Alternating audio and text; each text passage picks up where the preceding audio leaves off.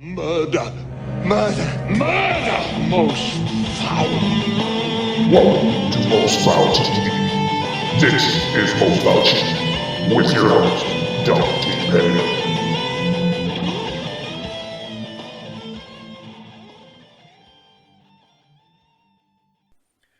What's going on, everybody? Welcome to Most Foul TV.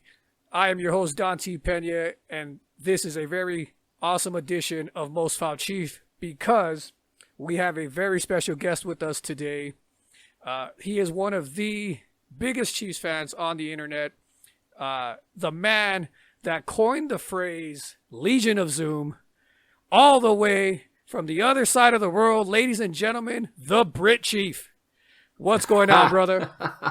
I'm all right. I'm getting used to these introductions, man. I'm really enjoying these introductions. I actually, right when we start, I got a special treat for you, though. Like, you can see that screen behind me, right? Yeah. I want to play something for you, and I want to get your reaction when you heard this.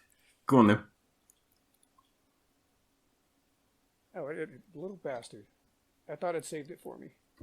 I might have to set it up again. It ruined it. It ruined my plan. Fucking Looks NFL. good in the background. Looks really good. It's my projector. I got a projector kind of propped up on this side. You watch the games on that, yeah? Oh, yeah, for sure. Oh, yeah. When I'm not at work. Unfortunately, I work Sundays, so some right. days I have to watch the replay and all that. But what I was trying to do, it messed me up, this goddamn thing. I might still try to get it going, but I had it queued up, and it timed out on me, the little bastard. I had it queued up where it was game one of last year when Sammy Watkins makes the second touchdown of the game. Yes. And the announcer he straight up says, "The Legion of Zoom strikes again." So I wanted to get your reaction on when you heard that on national television. The coin, people, I don't know if people believe us, but this is the man that literally said that first. I was there. We were on Twitter together. I follow this guy. He said, we were all there, all the Brit Chief fans, and he said, Legion of Zoom, and we're like, yeah, that's awesome. That works. And then it caught on. It so did. It was like wildfire. It was something I'd mentioned a while ago, actually. I'd mentioned it. Go ahead and keep talking. I'll be right back. Yeah, no problem. I mentioned it a few times in the Arrowheads Abroad Sorry, podcast. I just wanted to cut off that sound. I don't want to get in trouble with YouTube with it. Yeah, no, that's all right.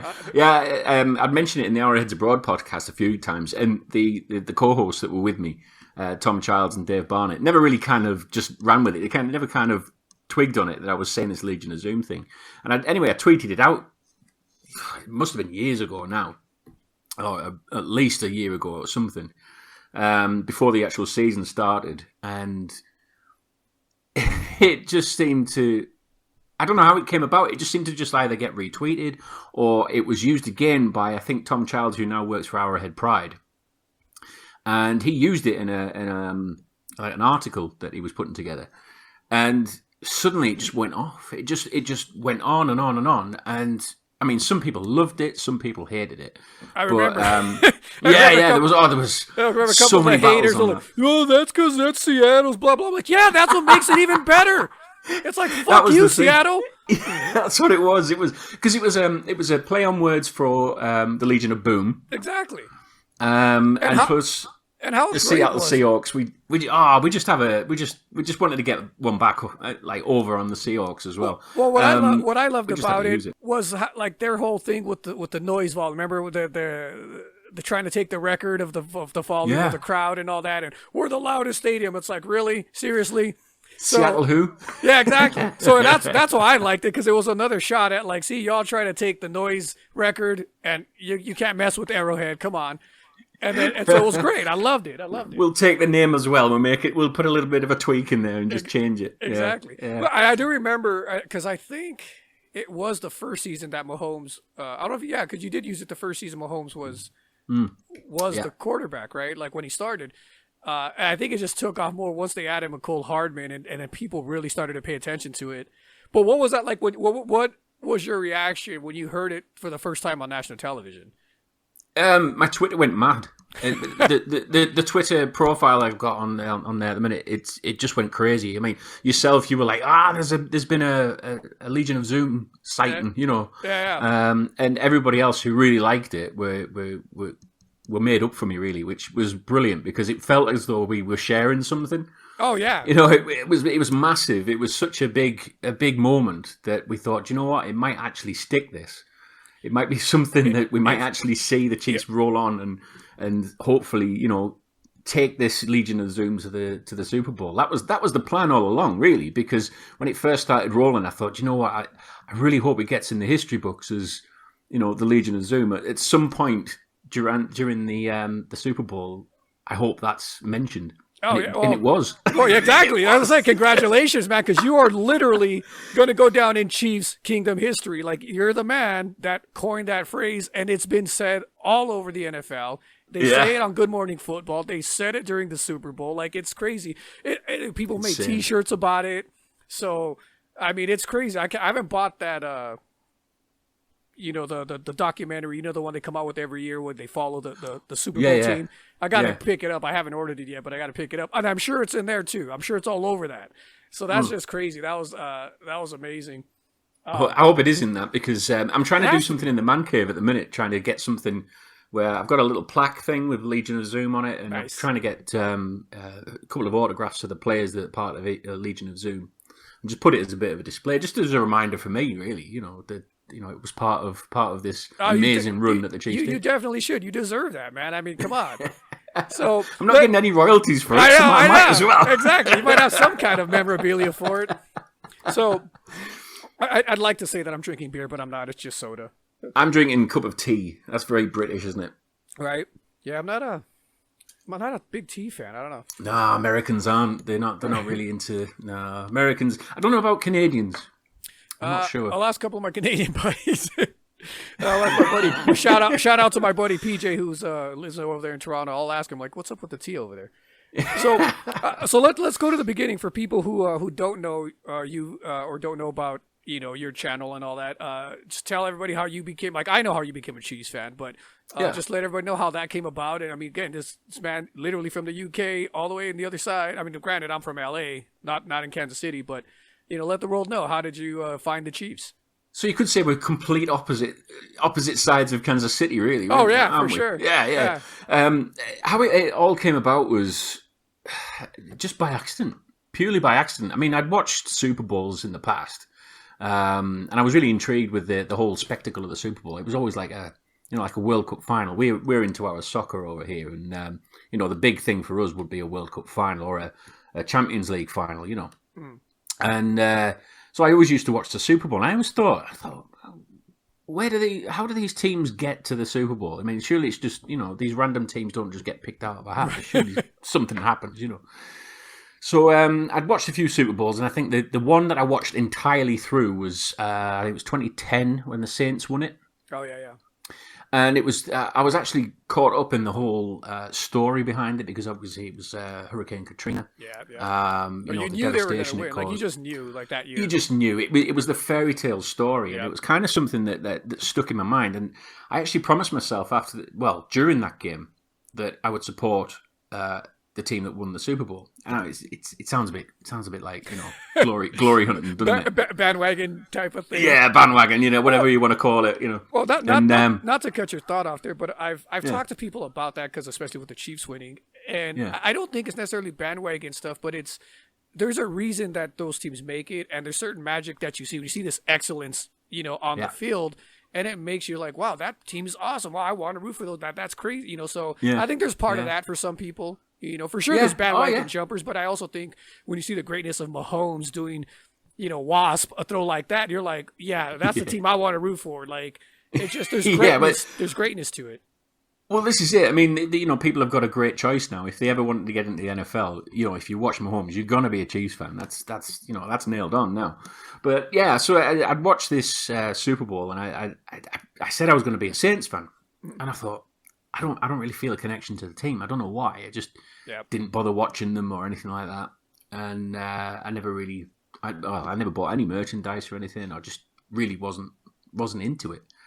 And it was just one night I was flicking through the channels, and I saw this program came up about Marcus Allen at the Raiders and his turbulent time with Davis. Is it Al Davis? Yeah, Al Davis. Yeah, I believe it was a Football Life. You said, right? You saw. It was a Football Life program. I think it was, and it was it was all this, this kind of revenge that Marcus Allen wanted to get on Al Davis, because they were obviously plugging to get Bo Jackson in, and they were trying to kick out Marcus Allen, like Hall of Famer, and when he was trying to get his revenge, he basically thought, I'm going to go to the Chiefs. They're in the same division. I'm going to play against them as much as I can, play against the Raiders. And I loved it.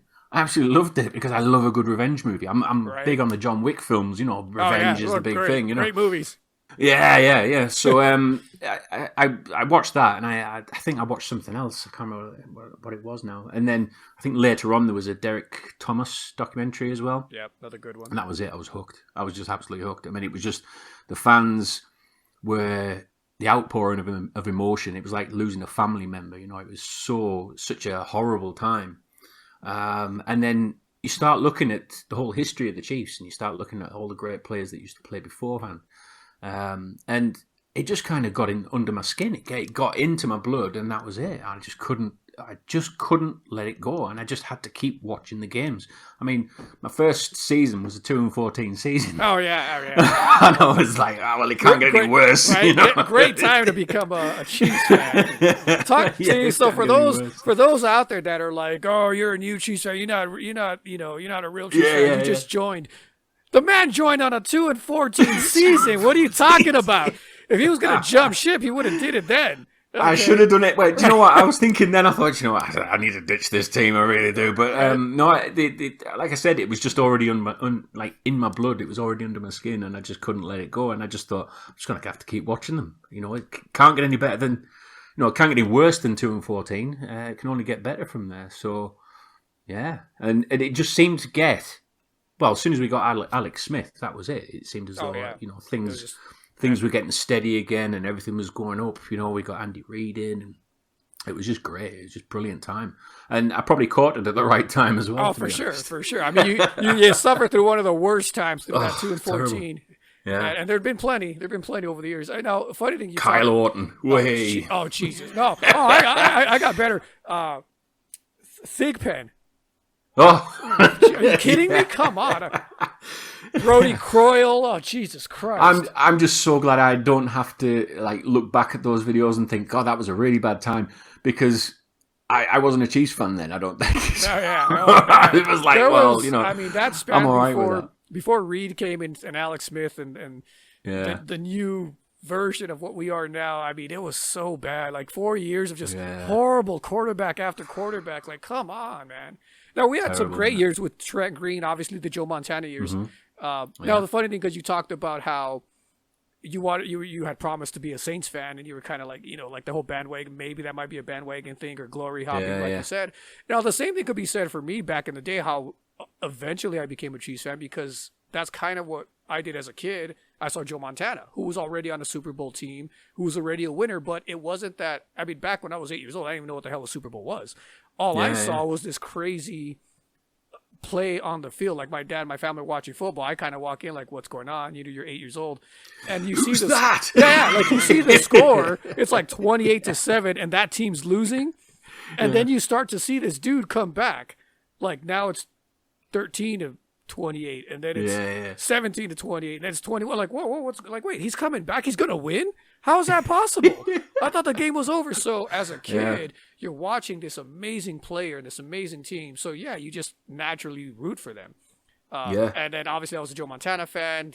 And then when they traded him to KC, I went to KC and have been suffering ever since until now. It's funny you should say that. I mean, my son, he started watching the games with me when when the Chiefs beat the Texans. Oh yeah. In the playoffs. Which time? Which playoffs? Hang on a minute. Yeah, when Niall Davis ran it off from the kickoff, ran it home for the kickoff. And he watched that and he was like, "That was amazing." I was like, there's more to come yet, And he's a big Tyreek Hill fan. Loves Tyreek Hill. Oh, yeah. And he knows about the Legion of Zoom thing as well. And Nice. when I played him back the video of The Rock doing the introductions. Oh yeah, I forgot about that. The Rock is his favorite. His right. favorite actor of all time is The Rock. I think. Nice. It's him and Arnold Schwarzenegger. He seems to like the big action heroes. Nice.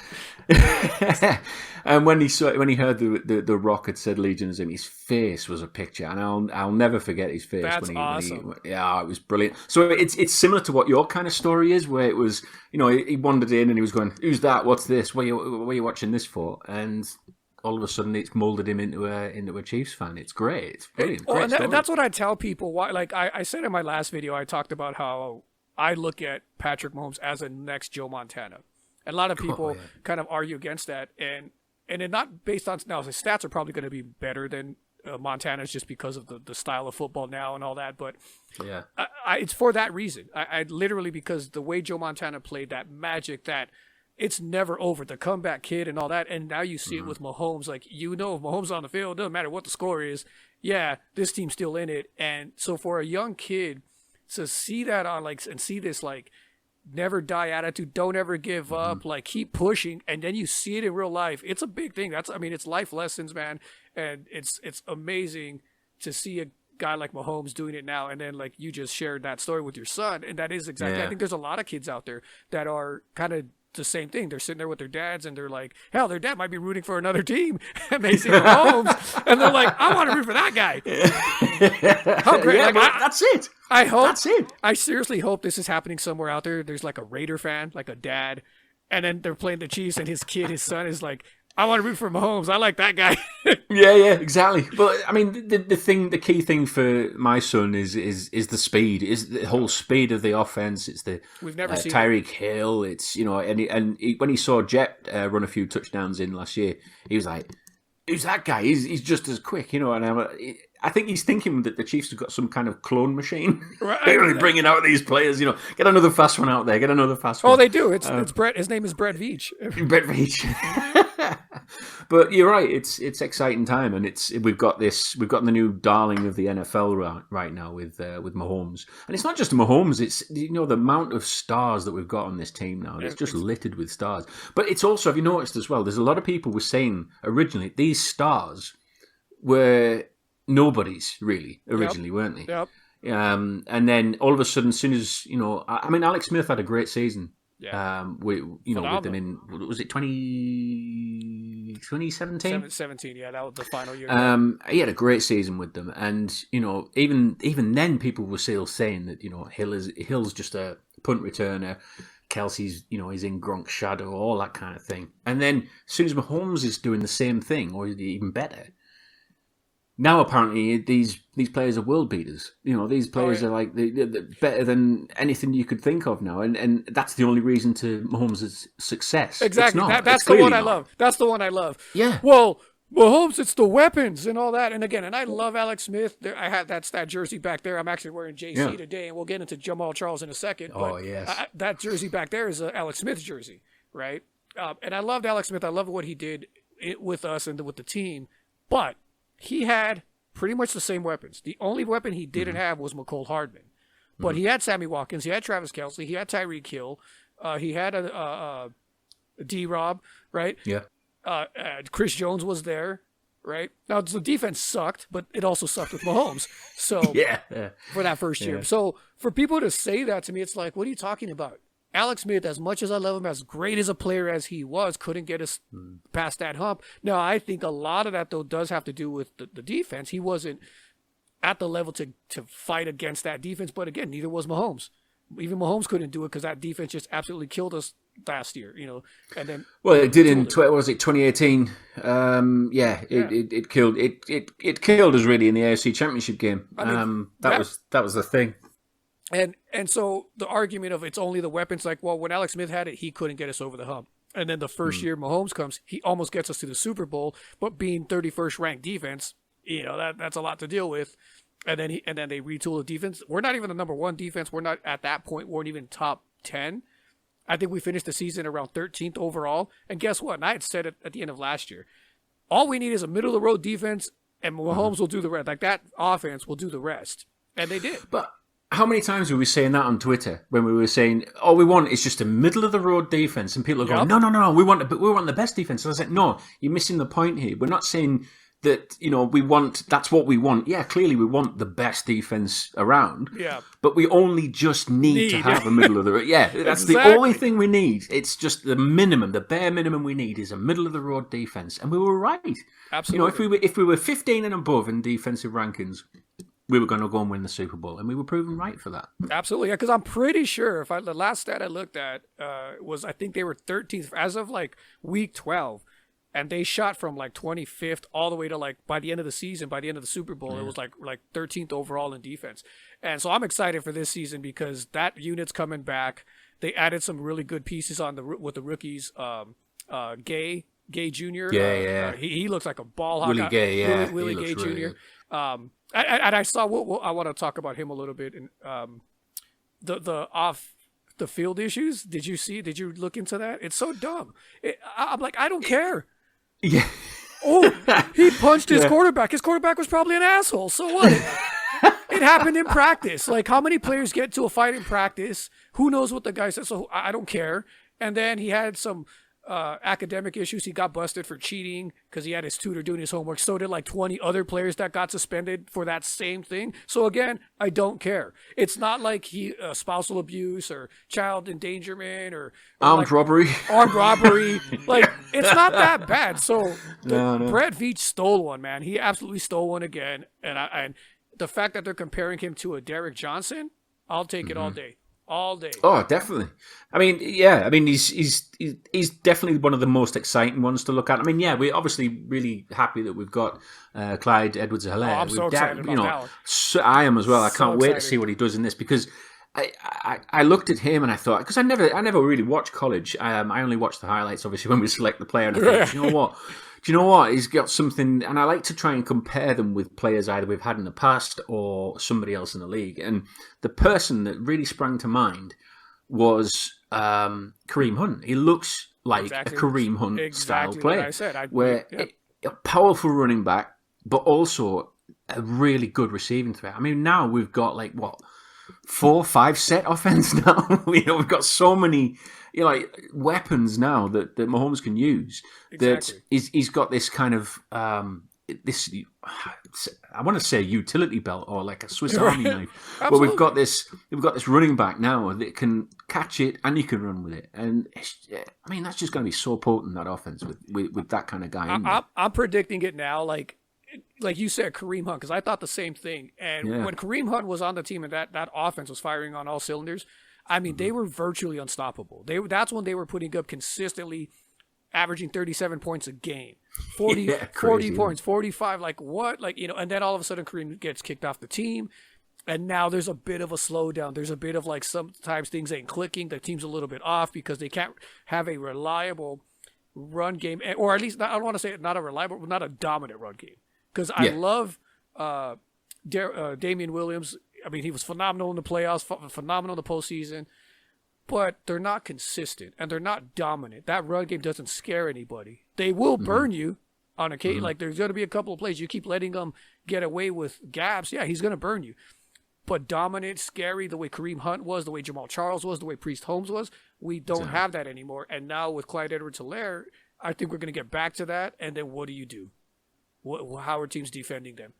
Exactly. I mean, because if you've got one eye on the running back and you've got another eye on Tyreek Hill, you've got another eye on Jet, who seems to be, I think he's been told now that he's actually going to be taking off special teams and he's going to be, I love that as well, because I think he's proven it. He's proven already that he's got the minerals to do it, and it's definitely going to be the next successor to Sammy Watkins. Yeah, absolutely. Who I actually thought they were going to get rid of him this year. I'm so glad. I'm so glad.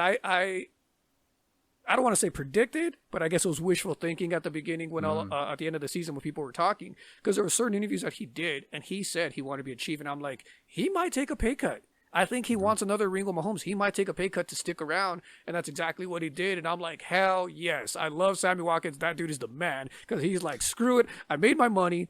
Now I just want the titles. I already got one. Let's get another one. Run it back. Well, this is it. I mean, I also think this is probably something that Chris Jones is probably looking at as well. I hope so. I know it. I know he's got tagged, and it's not really something that he has a decision on. Yeah. But I think he's quite happy at the moment. I think if he goes back for another ring or tries to go back for another ring, and then he rides off into the sunset and he goes to join another team after that, I think he'd be very happy with that. I mean, at this stage of his career, if he manages, I mean, he's got one ring already. Exactly. If he gets another one before he moves on somewhere, I mean, he doesn't have to worry about, like a lot of players where they're chasing that ring. Yeah, they're the greatest player in their team, but they can't move on because the team keeps tagging them or they keep giving them stupid amounts of money that makes them stay. And, I mean... Aaron Donald. Yeah, exactly. There's these big name players that have been, quite right legends that probably never will win a ring. And you've got somebody like Chris Jones who could potentially go on and get a second ring before he moves on somewhere else. And I still don't think he's hit his peak yet. Oh, absolutely not. And he's in the perfect situation because, like you just said, he's tagged this season, so he's going to make that money, right? Mm-hmm. He's got guaranteed money coming his way. You go with the same team intact, and we're probably going to run it back, probably win that second Super Bowl, right? So now he has 2 rings. He got paid, and like you said, if he does move on to another team's going to pay him an outlandish amount of money. So he got paid again, and he already has 2 rings. Like, he's win-win. Yeah, he's sitting at home like, yeah, whatever. In the meeting, he's like, yeah, I'm disappointed with the franchise tag. He knows exactly what he's doing. Like, are you kidding me? Yeah, he does. He's sitting there like, yeah, whatever. I'm still getting my ring. and he's still getting his money at the end of the day. So I don't see what he's got a problem with it. I mean, yeah, okay. The only worry is that he might get injured during the season, but Well, that's. I mean, I think with all of our discussions, that's the little, disclaimer there that we got to put. Like, providing we don't have any major injuries, all these things can happen. Yeah. Now we were talking about the effect of family with the Chiefs, and I wanted to ask you about this. Have you been following Tyreek Hill's YouTube channel? It's usually, but I've been watching his gaming and all that. Yeah, he likes to play a lot of Madden. He got annihilated in the, was it the Madden World Cup or something like that he was playing recently, a charity event or something. Oh, that's fun. Okay, so that part I haven't seen. I was following his workout videos, right? The ones no. Okay, you mean the hamstrings?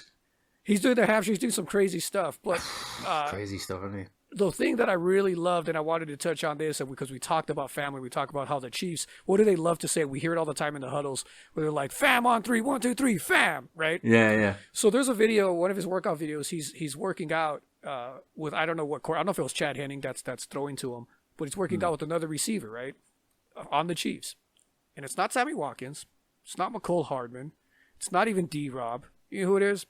Dieter. Really? Yeah.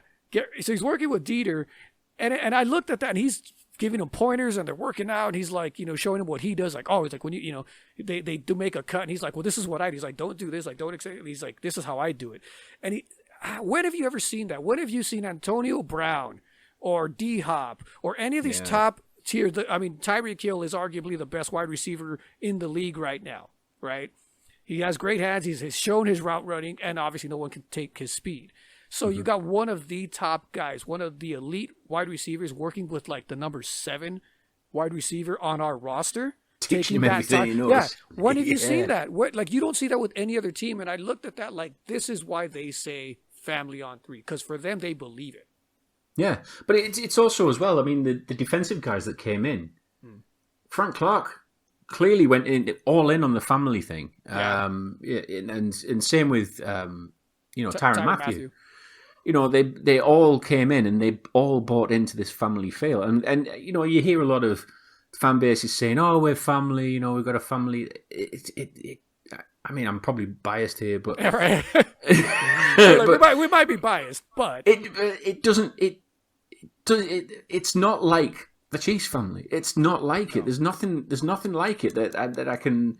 I can't say that another team that I feel that they have that family mentality than what the Chiefs family do. I'm the same way. It's part of why I stood even in those dark years as a Chiefs fan. Like you said, there's a connection to it. There's a certain amount there's a bit of that underdog mentality. Like, like you're like, yeah, I know we're not the best, but God damn it, but it is definitely the Clark Hunt or the Hunt family and the way they run that organization. That's where it starts. That's Absolutely. definitely where it starts. And they did you notice as well during all of the AFC Championship chat and things like that. Frank Clark was already talking about. I want to get this trophy for the Hunt family. It's something that, like I said, they all bought into. They wanted to do it for the family. They wanted to do it for Coach Reid. They wanted to do it. It was almost like they wanted to do it for other people rather than themselves first. Exactly. That's what it felt like. It's such a weird. I don't want to say weird. I guess weird, strange environment for an NFL team because again, most of the time it's self-motivated. It's motivated on money or, like you said, chasing that ring. And everybody kind of has their own little agenda. And the Chiefs organization, like you said, it starts with the Hunt family. It starts with Clark Hunt, and then it just kind of that mentality going all the way down. That they are very much family oriented and trying to, like, they want to bring people together. And maybe it starts with because the name. I mean, again, the AFC trophy, who's it named after? Yeah. And what he means, what he means to the NFL and the AFC. So I think a lot of players, when they come into the Chiefs and they realize that, they realize, wow, like this is Lamar Hunt's legacy. And there's something to that. I think if you're any NFL player, you know who Lamar Hunt is, just like you know who Vince Lombardi is. Yeah. And now you're playing for that team, just like anybody who probably plays for the Packers has a bit of that pride with Vince Lombardi. And I think we have a bit of that with Lamar Hunt and now obviously Clark Hunt and the Hunt family. I've always said that about the Chiefs as well. People have laughed at me before when I've said, when they said, "What's your favorite thing about the Chiefs?" And I always say the history, and they're like, "But you've been bad for most of it." And I'm like, it doesn't matter. It's the history of it. It's the journey that we've taken to get to this point. It's looking back at how bad we've been. It's also looking at how good we've been, how close we've been. So many near misses that we've had over the years that, we've managed to just dust ourselves down. And we collect scars and things like that from a lot of games. I mean, I'm still not over the forward progress. I'm still not over that. Oh. But as Chiefs fans, we've all got these scars to bear. But it's made us who we are. It's made us closer together. We are this family that, we will help each other out as best as we can if we're all feeling a little bit down. And it's great. It's just a brilliant kind of community to be in. I mean, when we went over in 2017. There was about 30 UK fans went over to watch a game at Arrowhead, and I've never felt a family vibe like it ever. I mean, we go to. I mean, I'm a Newcastle United fan over here for the soccer that we have in the English Premier League. Oh, that's right. And I remember you said that. Yeah, it's good. I mean, you go to the games and you watch. You stand around with the people that the other season ticket holders that were there. You chat about everything, but then you don't have that build up before the game. So you might have a pint with them in a pub, you might have a burger with them, but then that's it. After the game, you go home. Where the tailgating was just something that cements that family unity. I would say, when you go over to Arrowhead and do that tailgate, that's that family unity right there. And then you all go and watch a game, and then even after the game, after we won against the Redskins, we went back out and we tailgated again. It was like, come on back. We're like, all right, okay. And I'm so envious to you because you got that one on me where I have yet to visit Arrowhead. Have you not been yet? I haven't been there. You've got to go. As long as I've been a Chiefs fan, haven't had the opportunity. But I do plan. I'm trying to hope that we do have a season this coming season, and that is on the agenda to make one game out there to Arrowhead. Because I've been to a couple of the games, but they're either here in LA or like down in San Diego when we would play the Chargers. I saw them last season at Chicago because my best friend's from Chicago. Shout out to Anna. Right. And they bought Bears tickets, and when we played, when the Chiefs came into town, so I flew out there, spent the weekend with them and their family. Fantastic. And it was great because we obviously annihilated the Bears. Was it Mahomes doing that? Was it? Yeah, it was the one. Yeah, it was that game where he was counting the picks. How many picks? How many picks was it? Yeah. Oh man, I give them crap for it all the time. It's hilarious. Whenever you get off the plane, you just. Oh yeah, it's like y'all could. Dude, and then we saw. You seen the internet picture of the guy with the Mahomes Bears jersey, right? Oh, that's brilliant. That blew up. We saw that guy when we were getting consent. Like she poured out, she's like, "Look, is that what that?" I'm like, "Oh shit, like that's awesome." So that was funny. Yeah. No, but yeah, so hopefully I do get to make it out to Arrowhead because I can only imagine that environment that like you were lucky enough to experience and the people that live there are lucky to experience on a regular. Oh yeah, unreal. So lucky on those people over there. So lucky. Touching on luck, you got to tell everybody about the Super Bowl. How we got there? Oh yeah, it's a great story. It's a fantastic story. It was one of those things that we. It was like a once in a lifetime thing. We were thinking, are we ever going to get back here again to the Super Bowl? And there was 6 of us from the UK. There was me, myself, Tom, Duncan. There was a guy called our nickname 50 Spence. We call him Spence, but we call him 50 Spence. And there was Kramer, who came with us from Germany. He's a huge Chiefs fan. Nice. We had Luke. I'm probably missing someone. But there was like 6 of us that went out, and we said that we just wanted to go to Miami to soak up the Super Bowl atmosphere. So we bought tickets to go to this like Super Bowl kind of experience, where it was a big, massive kind of warehouse, and there was players doing signings there. You could buy merchandise there. I'll tell you one thing. I'll get back onto the merchandise in a minute. Remind me of that. Okay. And you could throw a football. You can kick a football. I mean, we were pretty useless on the throwing. I mean, do you know what? I've got to say something. We're useless at throwing the ball, but we can kick a mean ball. I'm telling you now. I mean, because but you could tell from the culture when we were watching these young kids throwing these dimes, like just throwing them like they were nothing. I mean, these are like 8-year-old kids, just like throwing them into the net and all that kind of thing. Oh, yeah. And there's us having a go, and they're going like dying ducks, And it's funny because Tom turned to me and says, you could just tell that they're brought up on this game. And I was like, yeah, you can, because, they're hitting these spirals like they're like exocet missiles, And Tom says, there's a field goal one over there. Let's go on the field goal. Nice. So we're building ourselves up. We were like, oh no, we can't let the UK down here because, soccer is our like national sport. We can't not kick a field goal or at least get close to it, So there was different marker points. I'm getting off topic a bit, but I'll get back to it. Wait, we ain't have time. This ain't NFL Network. We got no time for it. There was different markers, and it was like, I think there was a 10-yard line, 20, 30, and then there was another one that was like 40, 50 yards back. Oh, wow. Right? And Tom said to me, well, to everybody, we're all going 50 yards, right? We're all going 50 yards. We're all having a go at the field goal. Anyway, we did, and I was that close to actually getting the field goal from that far out. I pinged it, this ball, and the people on the sidelines were like, "Where's this guy come from?" The Bears are probably running to sign you to a contract.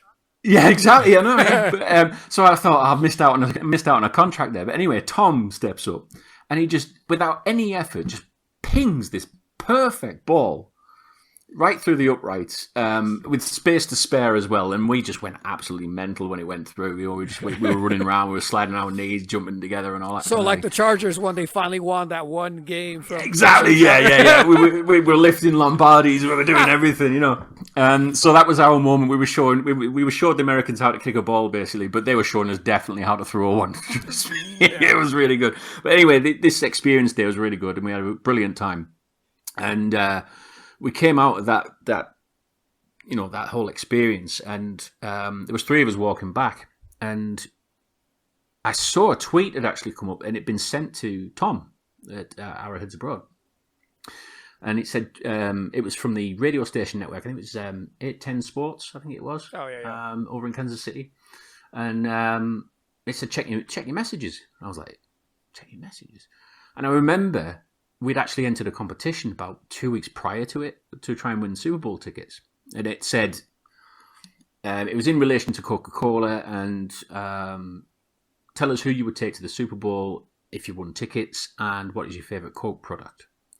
So we did. He did it for me, and I did it for him. We tagged each other in it.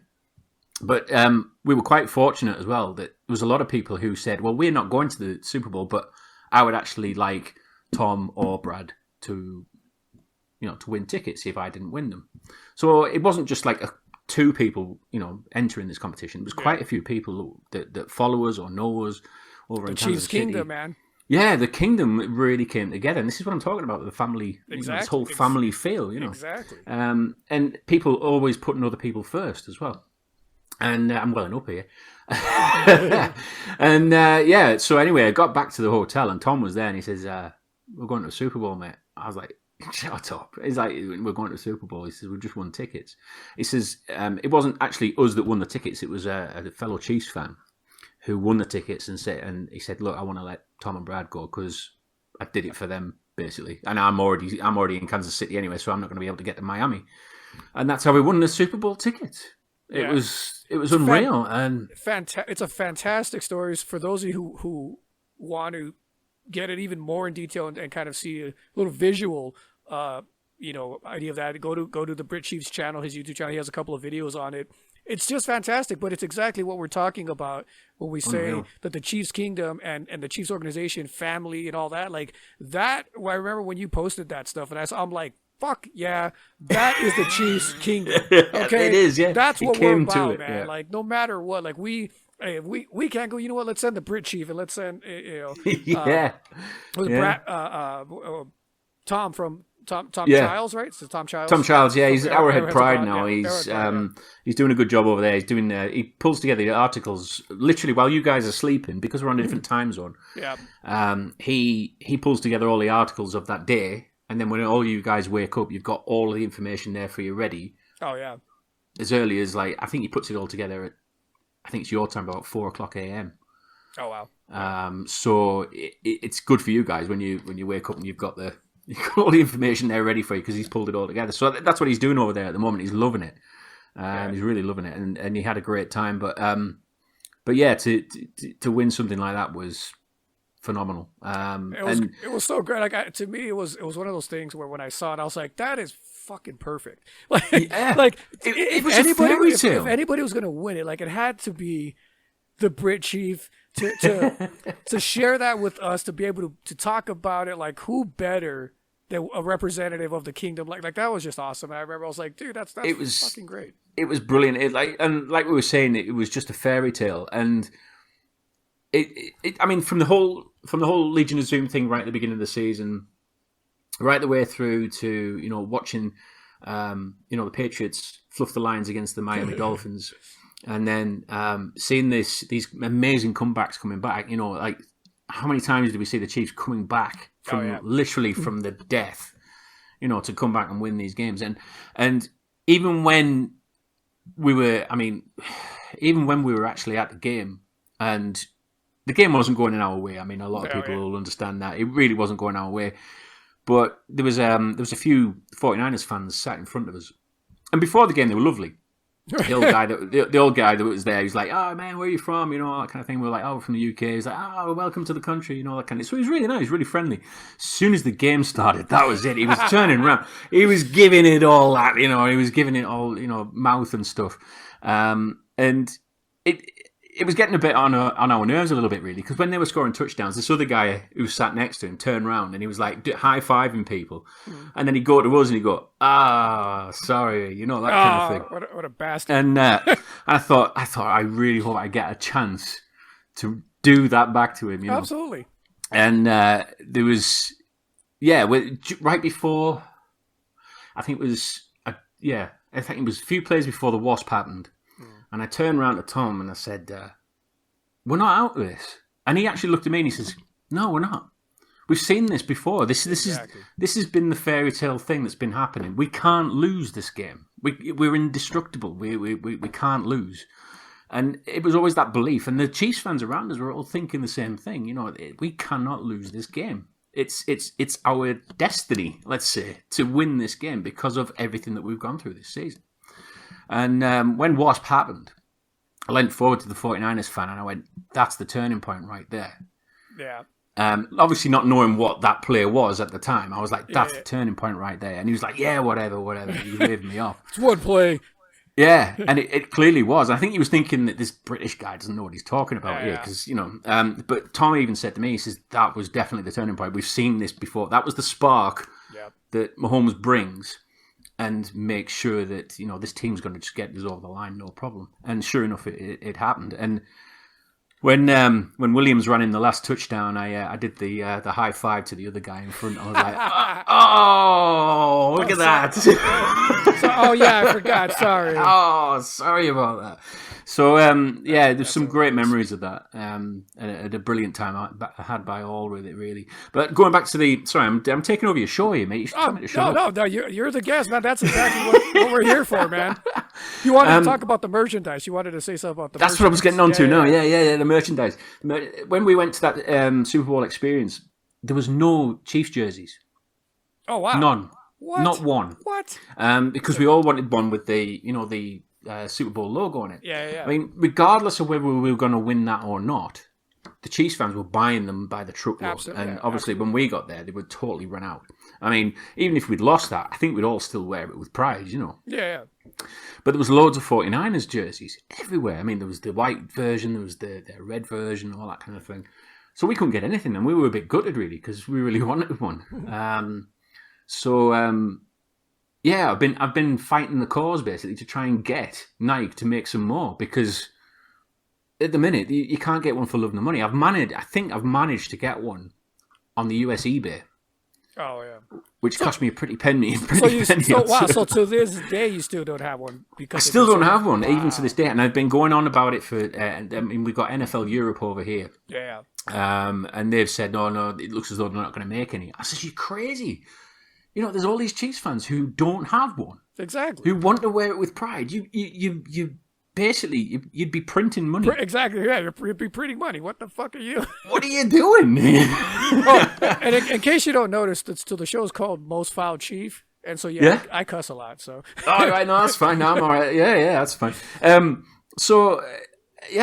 been trying to champion it a little bit by saying, come on, sort yourselves out. What kind of business model is this? You've got a franchise that hasn't won a Super Bowl in 50 years, and you've only handed out a handful of jerseys. That's ridiculous. Like how haven't they figured that out? Like, you literally will be printing money. It's like they wouldn't be able to keep them on the shelves fast enough that they can print. Well, that's why we're having to wear these. Yeah, like wear these. I haven't even got one of those jerseys. My My sister has one. I haven't ordered mine. And see, that just, I didn't even know that they were sold out, because I'm like, I'll get a jersey. I'll get it later. I didn't even know you can't get them yet. Same here, yeah. So, but, I mean, I don't know if this is true, but we were talking to somebody over here who buys in jerseys for the UK fans and stuff, all teams, And he said, I can't get any Mahomes jerseys, just even without the thing on. And we're like, you can't get any? He's like, no, we can't get any. They're not making any at the moment. I was like, why not? And some of us got us thinking, well, maybe they might be doing some kind of commemorative Super Bowl jersey. I don't know. So, watch this space, I think. It's just rumours at the minute. I don't know if that's going to be the case, but to not have Mahomes jerseys available to buy, it just seems a bit crazy. You know what? And this is kind of conspiratory thinking, but do you think these assholes might be waiting till his contract to up the price on that damn jersey? Because if he becomes the highest paid quarterback in the NFL, instead of charging like $130 for his jersey, now they're going to be charging like $200 because he's the number one guy. So I mean, I wouldn't doubt it, man. They're shady over there with him. Yeah. I mean, like the NFL. I mean, not Yeah. But I mean, if that's what Nike are doing, they're holding back from. I mean, they're holding back for something. I don't know what it is, but apparently you can't get a new Mahomes jersey at the moment for love nor money. That's so weird. So I have to go to the swap meet with some of them local tailors and get me a. If Nike ain't gonna help out, I got to do what I got to do. Going back to the Super Bowl, you're talking about that the Wasp play and just that fourth quarter, right? And I've told people this.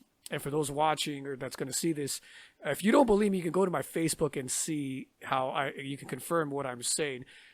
When the fourth quarter happened, especially those last couple of minutes, it was like that down to 10 minutes, and we were only down by 10. I looked at my family. I'm like, we're winning this.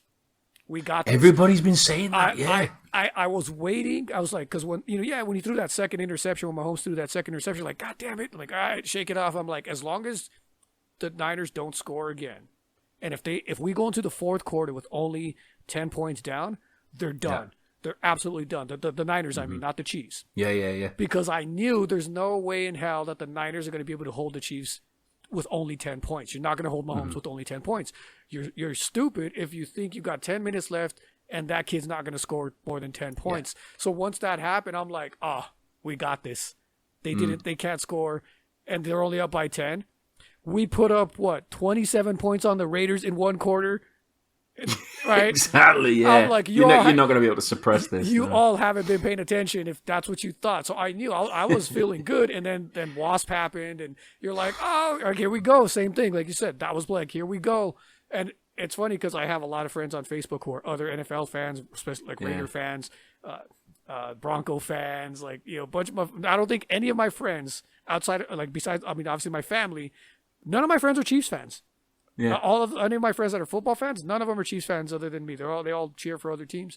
So I'm getting shit from all of my friends and people on Facebook. Oh, what happened to Mahomes? The only one that was on my side is my best friend who's in Chicago, even though she's a Bears fan. But when the Bears suck and when they obviously knew they weren't in it, so she was rooting for me and the Chiefs. So I just had one ally amongst my friends, and everybody's talking shit. And I just said, "Oh, is the game over?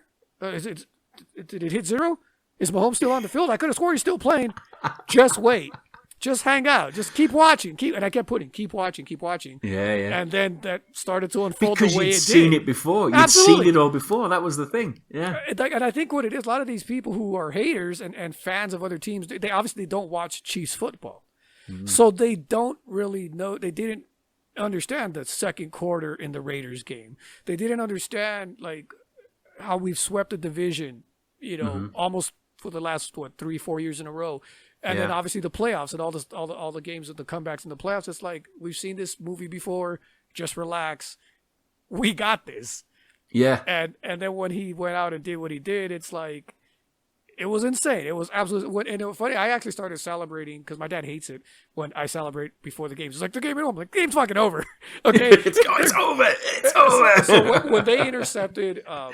When they intercepted Garoppolo at that last play, even before Damian scored the final touchdown, I was ready. So I'm like, it's over. It's over. It doesn't matter. What are they going to do? But he's like, we're still like a minute and a half. I'm like, don't fucking matter. What are they going to do? Even if they scored, even if the Niners scored a quick touchdown, all you're doing is Mahomes gets it again. Exactly. So I'm like, what are they going to do? Fucking advantage goes to us either way. So, but it was great that Damian went and put the nail in the coffin. It's like, okay, now it's really fucking over. Yeah. Well, this is it. I mean, it was that belief, and this season was the only season where we've had that belief, I would say.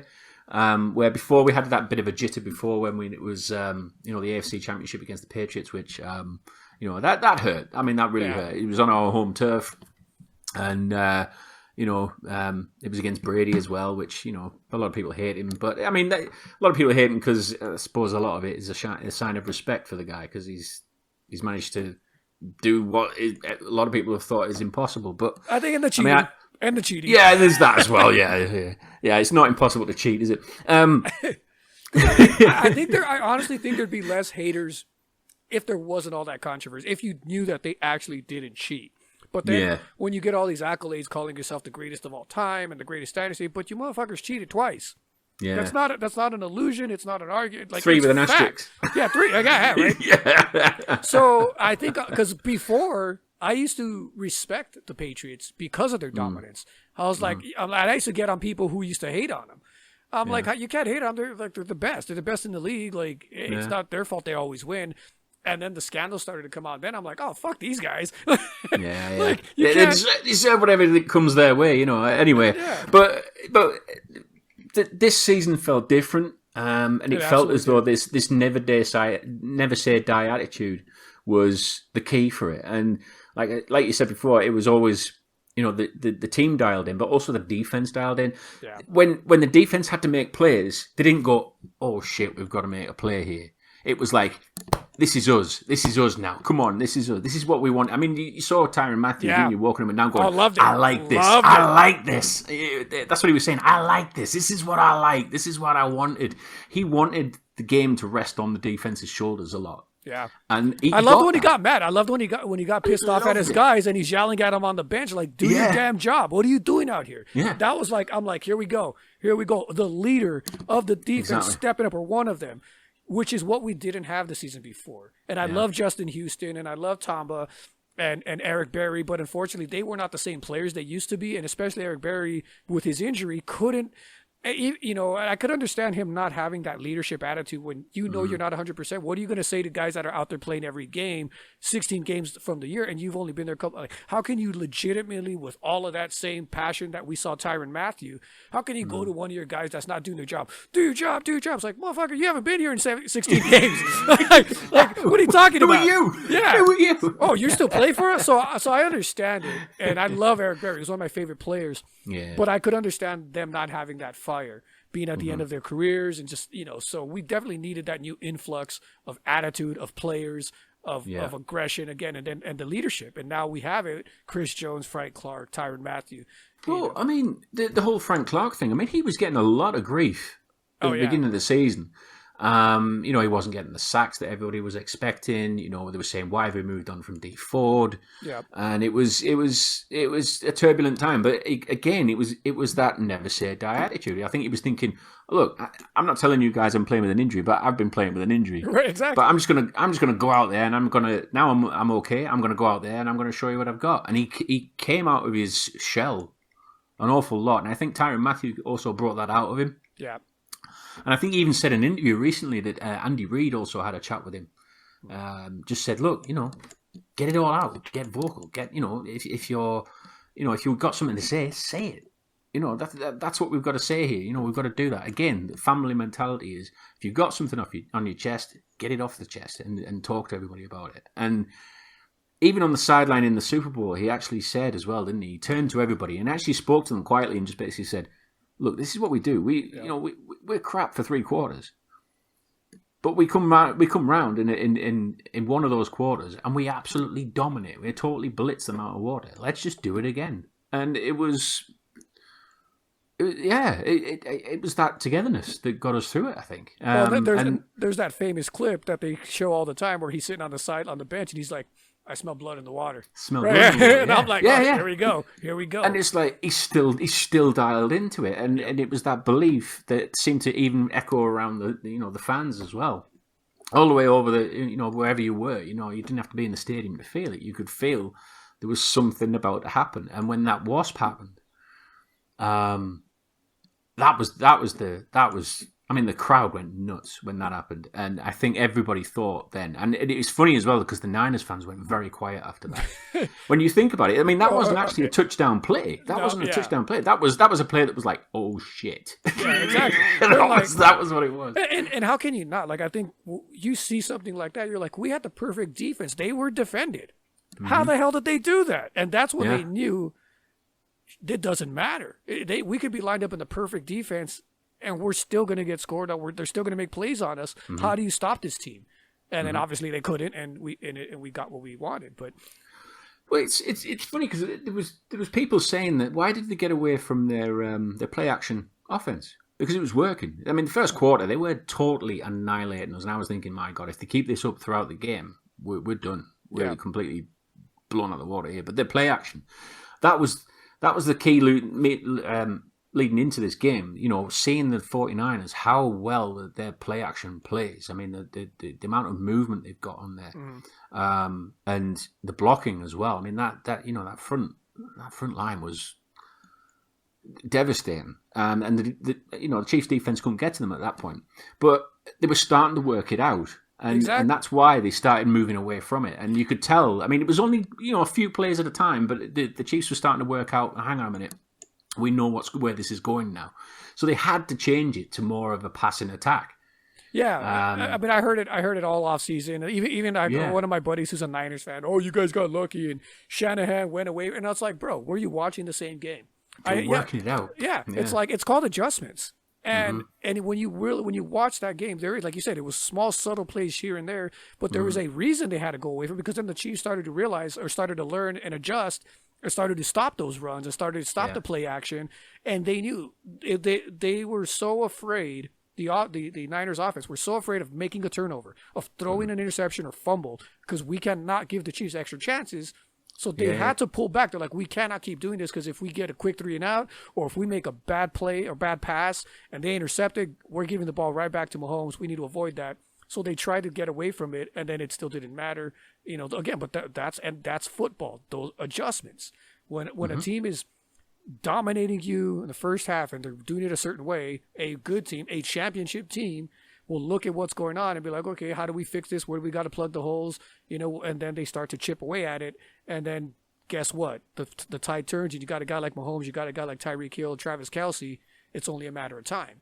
But if you look at that game, and then you'll also look at the AFC Championship game before that against the Patriots, we did not make adjustments. Well, yeah. Bob Sutton did not make any. Bob goddamn Sutton, don't he didn't make any adjustments. I mean, I mean, I knew every time in that when they were into overtime, they're going to Edelman. Yeah. And down the middle. Down the middle. Like, and then they lined up again. Yeah, and then they lined up again. I was going, it's going to Edelman. And again, he did it, and you could tell every time it was going to Edelman. And I was like, I'm not growing up with this game. I don't know the ins and outs of the X's and O's and all that kind of thing. But if I can point out where the ball's going next, surely you can. Literally, I was doing this during that game. Tom Brady's going to throw it right into the middle. Yeah, right in the middle of the field. Oh, geez, look, he threw it right in the middle of the fucking field. I think he did it 3 times in a row. Yeah. It was 3 times in a row. So you're right. It was that adjustments in the Super Bowl and even in the playoff games. The adjustments were the key thing there. I mean, yeah, we had to have some luck in there as well. I mean, the Texans game, we had some luck. When the ball popped out, it dropped into Darwin Thompson's hands. Oh, yeah. Luck plays a part in it, but then you start believing in that destiny thing, don't you? Thinking, well, did that happen because it was always going to happen? Is it destiny that we were going to do that? Is it fate?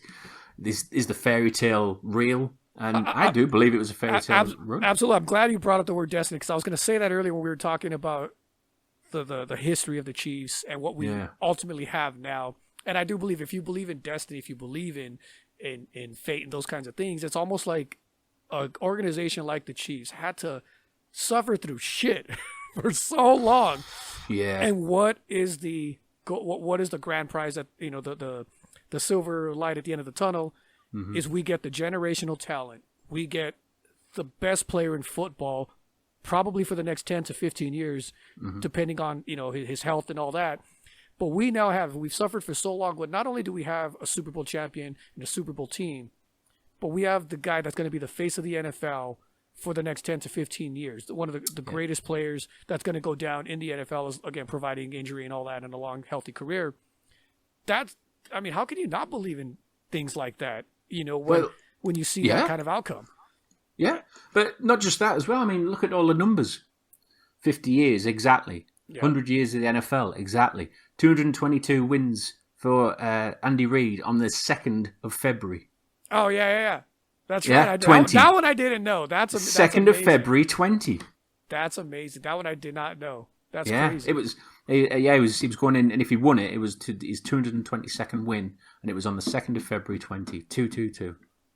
Dude, that's awesome. I love Andy Reid. Big Red. Scary, isn't Dude, what I love about Coach Reid is like you said, there's a family environment. There's this almost like he's their second dad kind of thing. And even my Raider buddy, shout out to Dan Clore. I've told you about him. We've given him shit on your channel before.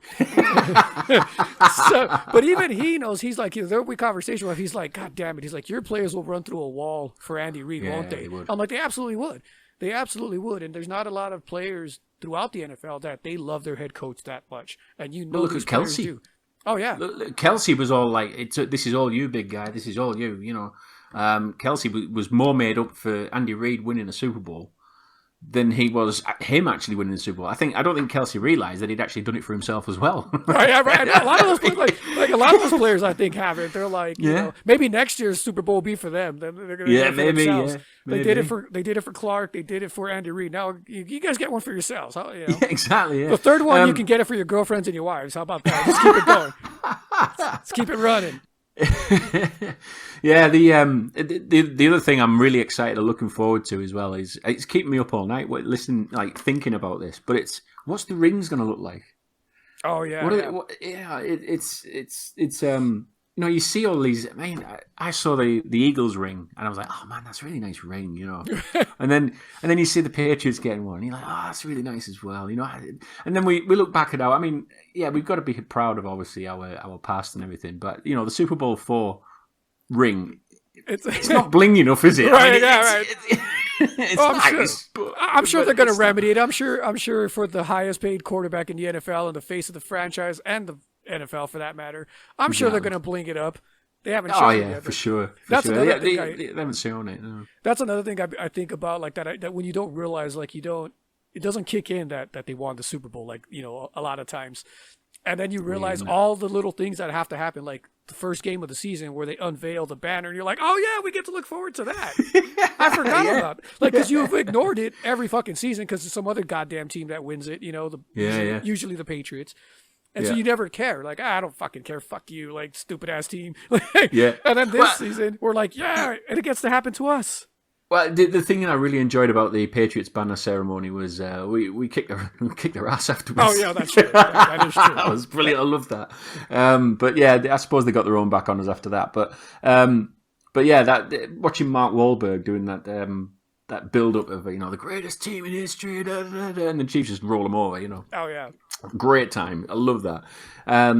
But yeah, the ring at the minute just seems to be one of those that I'm like, oh, I really want to see what it looks like. Oh yeah, it's gonna be great. It's funny because again, Dan Clore, my buddy, he has a Raider replica Super Bowl ring. I forget from what year, maybe 87 or whatever. But he's always showing, like, when he's trying to talk crap to me, he'll send me a picture of the damn ring. And this was before we won. I kept telling him, just wait, don't worry, we'll get you, we'll catch up to you. Now we got 2. They only have 3. We're gonna get it. We're gonna get our 3rd one this coming season. So don't worry about it. Ooh, that'd be nice, wouldn't it? Oh, run it back. The running back tour starts now, man. Run it back. That's what I'm calling the running back tour. So speaking of legacies and all that, I wanted to see your thoughts on this too. I don't know if you've been seeing on I think Arrowhead Pride wrote about it, and there's been a little bit about it in the news. Jamal Charles, potentially being in the NFL. Well, I think you tweeted it out, right? The Hall of Fame. I have been saying that for years. I've talked to, I've bullshitted with my buddies about this. Like, he absolutely is a Hall of Famer. You guys don't know, like, he never had a championship, but he was on some of the worst Chiefs teams of all time. And for that guy to put up numbers alongside Marshawn Lynch, LaDainian Tomlinson when he was still playing, to be on one of the worst teams in the NFL and still be able to compete with the top running backs who are on better teams, who are actually on championship teams, what does that say about Jamal Charles? Yeah. I mean, he was the only real weapon that Chiefs had. Absolutely. And teams all they had to do to scheme against it was just, where's Charles on the field? Yeah. Follow him and away you go. You know? Stack the box. And that was clearly it. But like you said, to do that and behind the O-line that he has been behind, is phenomenal. I mean, he's a great player. I mean, people seem to get a little bit confused and with, like Hall of Famers. A lot of them like longevity.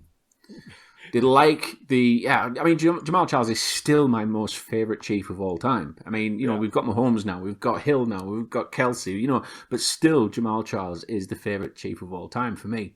And it was because I had that excitement. Every time I wanted to watch a game, I was like, right, where's Charles? I just want to watch him. And, every now and again he'd come out with something that you just think, wow, that is mind-blowing. I mean, his jukes, his cuts, his... the speed that he had as well. He's just one of these phenomenal players. But like I said, the longevity of his career isn't that long, really, when you think about all of the injuries that he's had. But if you looked at him, if you put him on one game and said, right, that's going to be a Hall of Fame player, and put him up alongside other Hall of Fame players that had the longevity, you wouldn't know.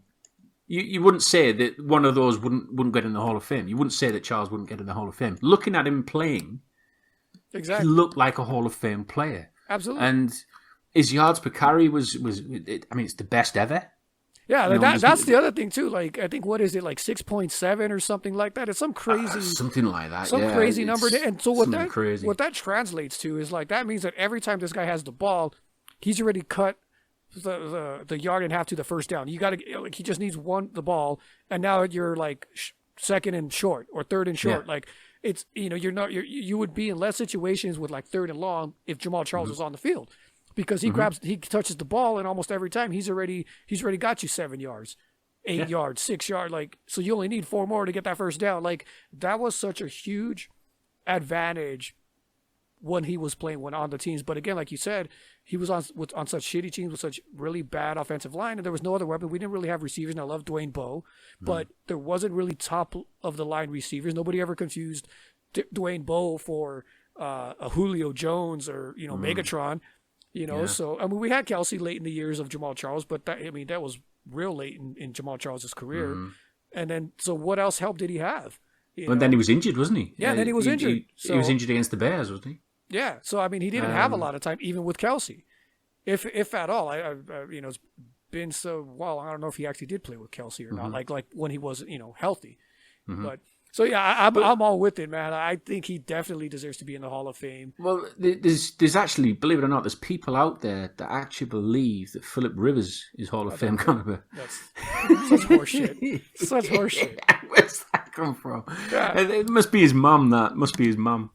It's like even I even argue about Eli Manning, but at least he has 2 Super Bowl rings. 2 Super Bowl rings, yeah. Now, granted, the argument against him is his only stats were ever really good during those years, and then most of the years they were always shit.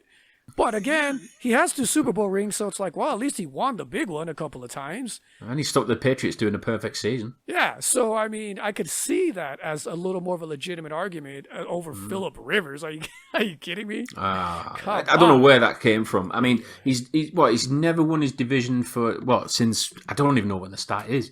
Has he never won his division? I'm sure it's something like that. I don't think he has, because how can you give somebody like that Hall of Fame? He's never won his division. Yeah, I mean, maybe in the first early years, like when he first came into the Chargers, those first few years. Yeah. But even then, I don't even think. I think it was always the Broncos. It was either the Raiders and the Broncos when we sucked. Obviously, we had to deal with the Peyton Manning years. But yeah, I don't think he's ever really won a division. We could be wrong. Correct us in the fucking comments. But yeah, I'm the same way, man. I do not believe that Philip Rivers should be anywhere near the Hall of Fame. But people love him. I don't know. Never understood that. I've never understood it. But like I said, I suppose people probably think we're insane saying about Jamal Charles. But I'm like you. I think if you looked at him with your eye and just thought, what, he's a hell of a player. Yeah, he might not have the accolades as some, but he's Jamal Charles has been the leading rusher in his season for a couple, like at least once. I know he's been the leading rusher of the NFL. Philip Rivers has never been the MVP of the NFL, right? Has he got the most touchdowns in a game as well? Is that still a Jamal Charles? 5, is it? He might have. I don't know if Kareem Hunt beat that record. He might have. I don't know off the top of my head. But that's what I'm saying. Like accolades, like Philip Rivers had a couple of great seasons with some mega yards, but compared to the other quarterbacks at that time, I mean, where was he ranked? So whereas Jamal Charles is going head to head with the top running backs in his position, and he's on a shitty team. Yeah. So I mean, you take the two scenarios. Okay, so Philip Rivers on a shitty team, but you weren't even competing with the top quarterbacks. No. So I don't know how people can make that argument, but no. So I want to get your take, and we'll wrap up here soon. What do you think? What's your prediction for this season, record-wise? What do you think we're going to finish? I haven't really thought about it, but I'm probably going to be saying 13-3.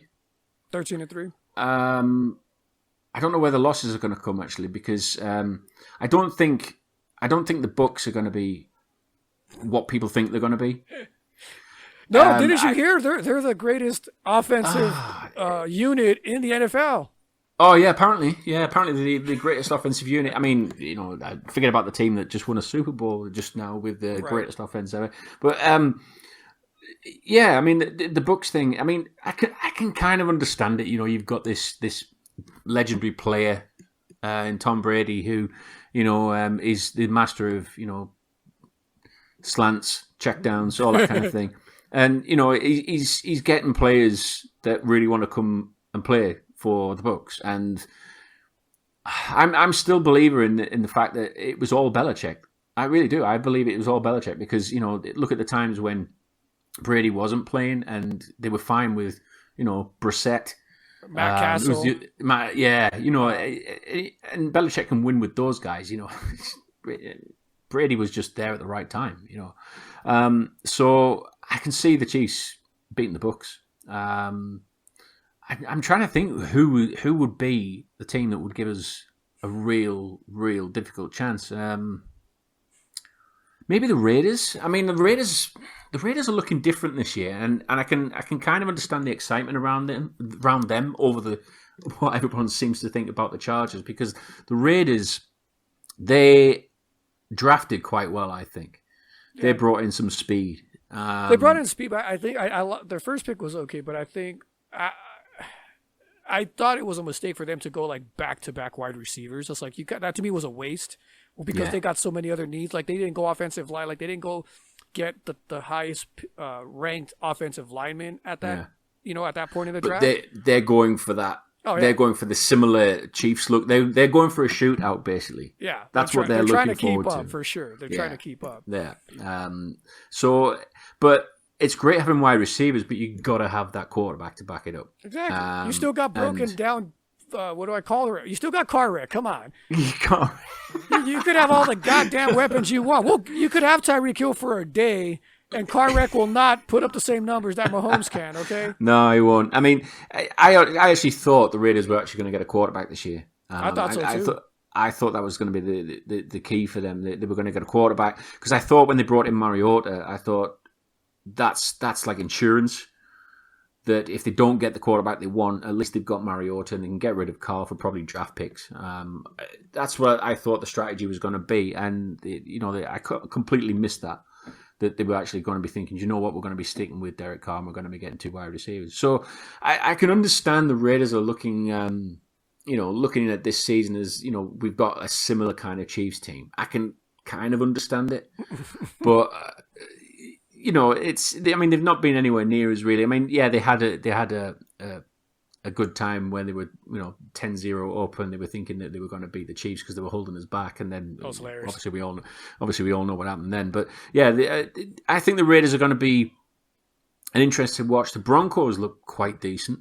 It'd be interesting to see how Drew Lock plays in full season. Yeah, a full season. I don't even with a full season, I don't believe in his ability as much as the Bronco fans do. Granted, we're biased, but I haven't seen much. I mean, he wasn't even one of the top quarterbacks coming out of that draft, so there wasn't a lot of talk about him. There's not a lot of hype behind. Now, granted, there wasn't a lot with Mahomes either, but there was a clear difference when they were talking about the top 3 guys, and it was still Watson, Mahomes, Trubinsky. They were in the conversation, especially Mahomes, with this kid's arm is insane. We just don't know of the system and blah, blah, blah, and all the bullshit talk. His footwork. Yes, his footwork, right? But there was still at least you knew the top 3 quarterbacks were still those 3 guys. And there are a couple of the smarter analysts were like, it just kind of depends on the system you're running. Who do you want, versus Watson or Mahomes? And Drew Lock was never in any of those conversations in his draft. He wasn't. So I laughed when they drafted him. Like, really? That's the guy you're going for? But okay. So we'll see. I mean, I don't know. Like, I kind of want the Raiders to be good because at this point, the beating we put on them all the time, it's just like, whatever. I don't really care. It'd be nice to beat them in the shiny new stadium, the toilet bowl that they've got. I want them to be good so we can whip their ass at their best, just so the game's a little more fun, with some competition. But it's like a 250-pound heavyweight knocking out a welterweight or something. It's just not the same thing. It's fun to watch. Oh yeah, completely. But I mean, don't you think it's funny now that it feels a bit alien that everybody's trying to copy the Chiefs? Yeah. That seems to be the how the draft went this time. Do you remember like 2 years ago, well maybe 3 now, when during Alex Smith years when we were winning and I think we went on that like 10-game win streak and then we started to lose and there was this talk. It's so weird now. It's such a different discussion. But there was talk that, the Chiefs, it seems weird. It seems that they can't win when they're supposed to. Like, it's almost like they need the underdog mentality because when they're the top guys and they're relied upon to win, they seem to crumble. You remember that? Remember people were saying that it almost felt like if the Chiefs were in the lead and were the top guys in the top team, and people expected them to win, all of a sudden they couldn't handle that pressure and they needed the underdog mentality. No one's saying that shit now. No, but it's the term we use over here where you shit the bed. Yeah, exactly. Basically, yeah. You know, you shit the bed because, you know, you get to the point, you get to the dizzy heights, you get a nosebleed and you're like, oh my God, what am I doing here? I shouldn't be here. You know, I know what you mean. That was tough to shake off though. That was the thing.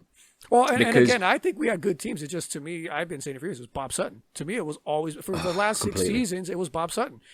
And I said it in my last, or I think it was my last video where I talked about it, or maybe the first video, where I talked about where I knew he needed to go was in that Steelers game, that Steelers playoff game where they beat us by field goals. That's when you, like, right there, they should have fired him. When your defense cannot hold a team to not even past midfield, where you're just allowing every single possession, you're allowing field goals, and your quarterback goes out and throws for 400 yards and 4 touchdowns, and you still lose, there's only one man to blame, and that's the defensive coordinator. Fire that guy. And he stuck around for another 3 seasons. It was horrible.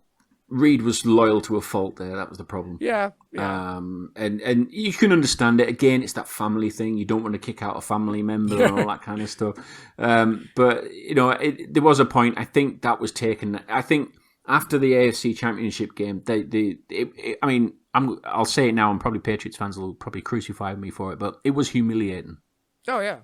That AFC Championship game at Arrowhead with the Red Moon and with the quarterback that we have, that we were saying is going to be the next big thing, and we couldn't beat an old quarterback.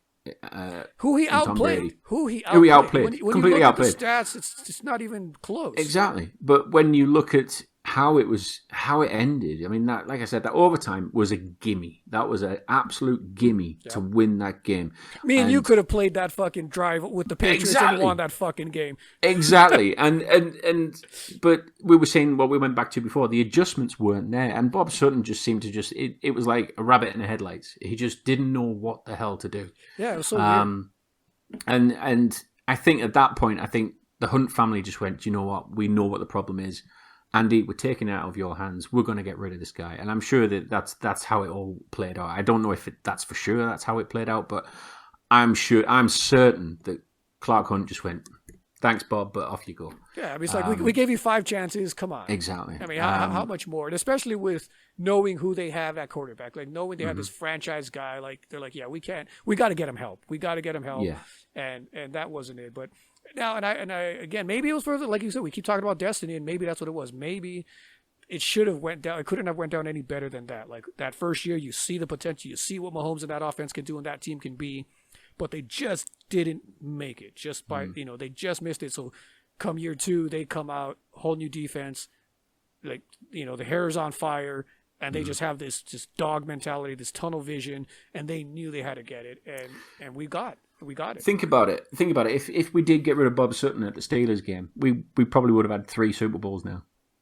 Oh yeah, I mean, I for sure that last year. I mean, I that was for the taking last year. I blame Bob Sutton, but I also blame the loss of Kareem Hunt, because I think that would have put us over the weakness of what that defense was, because it had all season when he was there.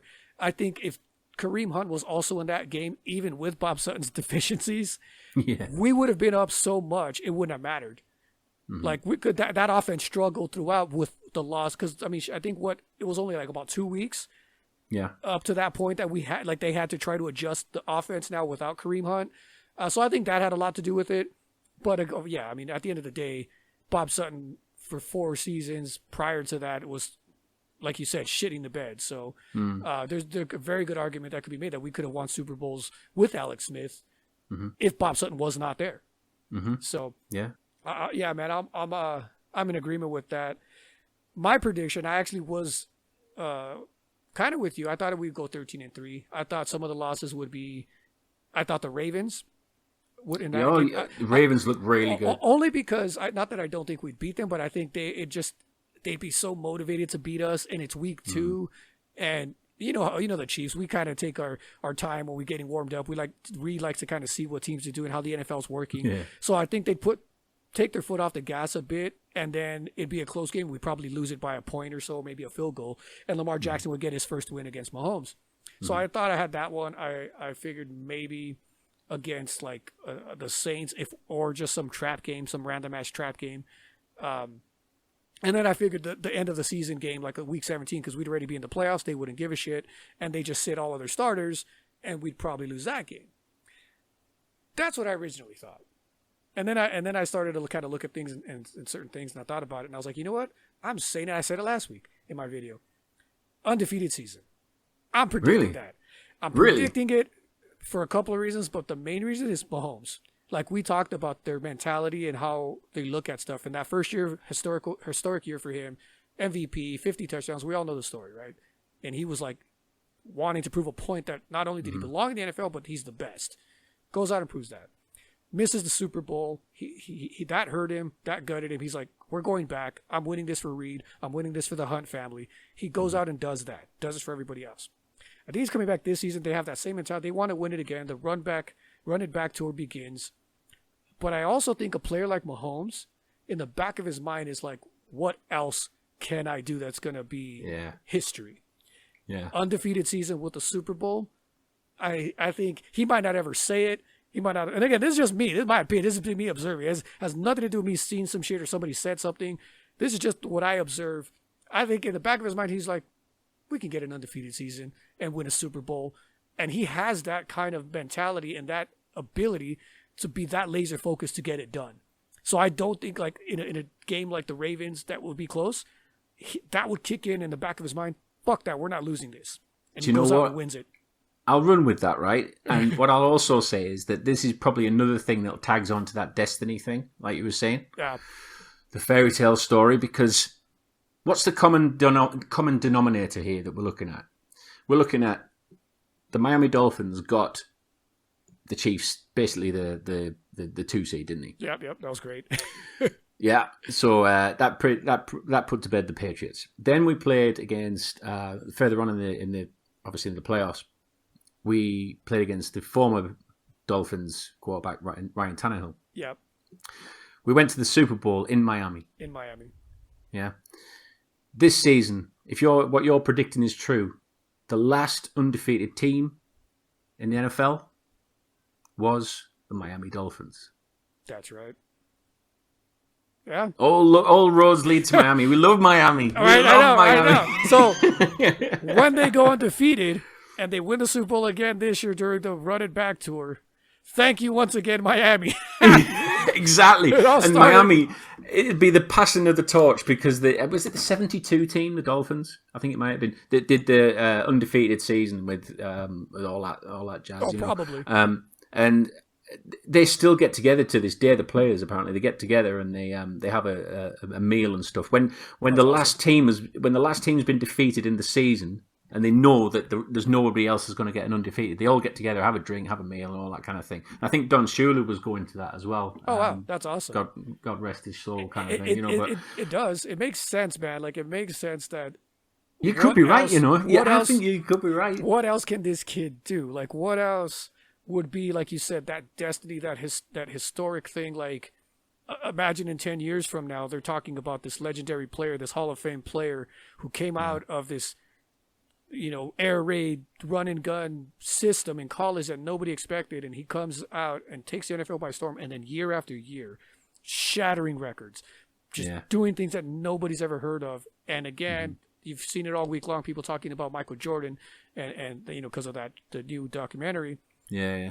If he does that, if they accomplish that this year, and then who knows what the future also holds, very much the argument of is Mahomes the Michael Jordan of football, you wouldn't be able to deny it. No. Because I know what you mean. Yeah, I know what you mean. We also play Miami again this year, don't we?